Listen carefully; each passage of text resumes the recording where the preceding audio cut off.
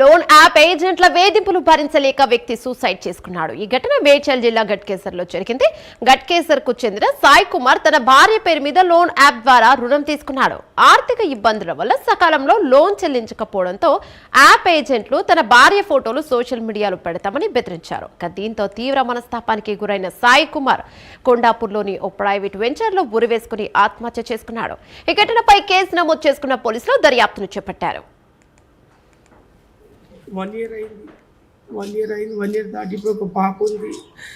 ఇప్పుడు ఆయనకు ఈ లోన్ల వల్ల చాలా టార్చర్ పెట్టి ఈ ఎవరైనా బెట్టింగ్లు ఆడిటోళ్ళు ఈ లోన్ తీసుకునే జాగ్రత్త నాన్న తీసుకోకండి, ఎవరు కూడా నా కొడుకు బలైపోయింది అన్యాయంగా వాళ్ళు టార్చర్ పెట్టినందుకు ఆయన సూసైడ్ చేసుకున్నాడు.